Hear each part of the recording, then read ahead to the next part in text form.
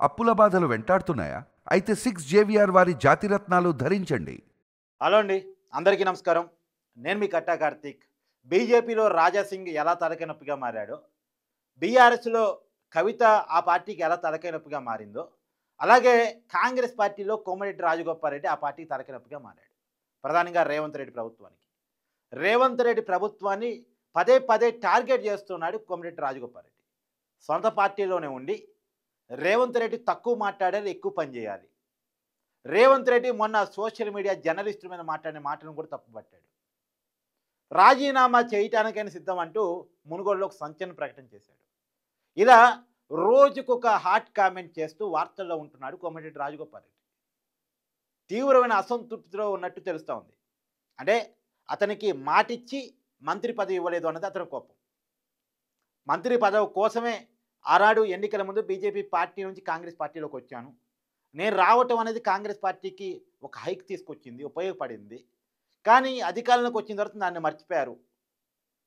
Congress party చెప్తుందేంది, already మీ సోదరుడు కోమటిరెడ్డి వెంకరెడ్డి మంత్రిగా ఉన్నారు, మీకు ఎలా ఇస్తారు? అది నాకేం సంబంధం? నాకు మాట ఇచ్చారు, నాకు ఇవ్వాల్సిందే. ఇక్కడ ఎక్కడో పొసగట్టేది వీళ్ళిద్దరికి మధ్య. ఇప్పుడు కోమటిరెడ్డి రాజగోపాల్‌రెడ్డి ఒక రకంగా తిరుగుబావుటా ఎగరేశాడు. ఇప్పుడు రకరకాల వార్తలు చక్కర్లు కొడుతున్నాయి. రాజగోపాల్‌రెడ్డి పార్టీకి రాజీనామా చేస్తాడని, ఉప ఎన్నికలకు వెళ్తాడని ఇండిపెండెంట్‌గా, బీఆర్ఎస్ కోఆపరేషన్ కూడా తీసుకుంటాడని ఇలా చర్చలు నడుస్తూ ఉన్నాయి. ఏది ఏమైనా మునుగోడులో బై ఎలక్షన్‌కి అంటూ వెళ్ళే పరిస్థితి వస్తే, అక్కడ ఒకవేళ కాంగ్రెస్ పార్టీ కాకుండా ఇండిపెండెంట్‌గా పోటీ చేసి రాజగోపాల్‌రెడ్డి గెలిస్తే అది కాంగ్రెస్ పార్టీకి చాలా ఇబ్బంది. ఎందుకంటే ఇప్పటికే ఉన్న బై ఎలక్షన్‌ని ఎట్ట ఫేస్ చేయాలని కాంగ్రెస్ పార్టీ ఆలోచిస్తూ ఉంది. జూబ్లీహిల్స్‌లో బై ఎలక్షన్ ఉంది. అక్కడ ఎమ్మెల్యే చనిపోయి ఉన్నారు. అక్కడ రావాల్సింది బై ఎలక్షన్. నిన్న కూడా రేవంత్ రెడ్డి గారు మాట్లాడుతూ బీహార్ ఎన్నికలతో పాటు జూబ్లీహిల్స్‌లో బై ఎలక్షన్ రావచ్చు అని చెప్పేసి చెప్పారు. తర్వాత ఇప్పటికే 10 మంది పార్టీ ఫిరాయించిన ఎమ్మెల్యేల విషయంలో స్పీకర్ గారు నిర్ణయం తీసుకోవాల్సింది.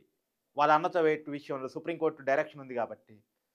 వాళ్ళలో ఒక ముగ్గురు, నలుగురు టెక్నికల్‌గా దొరికిన వాళ్ళు ఉన్నారు కాబట్టి, వాళ్ళు ఖచ్చితంగా అనర్హులయ్యే అవకాశం ఉంది అని చర్చ ఉంది. అక్కడ ఆ 3, 4 స్థానాలు మేబీ.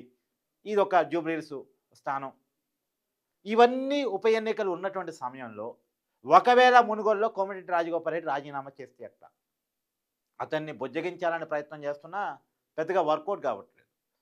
అక్కడ ఏం చేయాలి? నిజానికి మునుగోడు అనేటువంటిది రాజగోపాల్‌రెడ్డిని కాదని మరి కాంగ్రెస్ పార్టీ వేరేగా గెలిచే అవకాశం ఉండదు. కాబట్టి అదేమో కొంత ఆళ్ళ కుటుంబానికి పర్టిక్యులర్‌గా అతనికి ఒక మాస్ లీడర్‌షిప్ మునుగోడు ప్రాంతంలో ఉంది. పోయినసారి మునుగోడు బై ఎలక్షన్ వచ్చినప్పుడు కూడా బీఆర్ఎస్ పార్టీ రాజగోపాల్‌రెడ్డిని ఓడించడానికి చాలా శ్రమ పడాల్సొచ్చింది. రాష్ట్రంలో ఉన్న బీఆర్ఎస్ లీడర్ అందరినీ కూడా మునుగోడులో తిష్ట వేపించేసి ఊరూరా క్యాంపులేపిచ్చేసి మరీ ప్రయత్నం చేస్తే తప్ప రాజగోపాల్‌రెడ్డిని ఓడించలేకపోయారు. ఒకవేళ ఓడించినా సరే రాజగోపాల్‌రెడ్డి గెలిచినంత పని చేశాడు. పేరుకే బీఆర్ఎస్ గెలిచింది.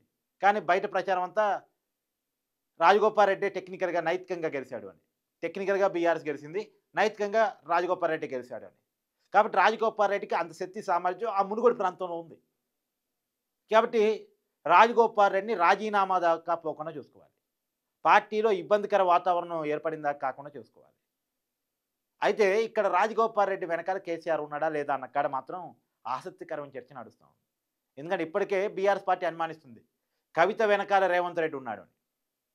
అందుకని కేసీఆర్ దృష్టి పెట్టి ఈ కాంగ్రెస్ పార్టీలో అసంతృప్తిగా ఉన్న వాళ్ళెవరు అని వలేస్తే రాజగోపాల్‌రెడ్డి దొరికాడని. నిజానికి రాజగోపాల్‌రెడ్డి గతంలో కేసీఆర్‌కి వ్యతిరేకంగా ఒక పెద్ద పోరాటమే చేశాడు రాజకీయంగా. కానీ ఎవరో ఎక్కడో చోట లొంగుతారుగా. రాజగోపాల్‌రెడ్డికి మంత్రి పదవి కావాలి. కేసీఆర్‌కి రేవంత్ రెడ్డిని ఇబ్బంది పెట్టడం కావాలి. కానీ వీళ్ళిద్దరికి మ్యాచ్ అయిందనుకోండి కలిసిపోతారు, ఏముందాడ. కాబట్టి రాజగోపాల్‌రెడ్డి చుట్టూ కాంగ్రెస్‌లో ఆసక్తికరమైన చర్చ నడుస్తుంది. మరి ఆయన రాజీనామా చేస్తారా? మునుగోడులో ఉప ఎన్నికలు వస్తాయా? వస్తే ఎలా పరిణామం అనేది చూడాలి. Thank you.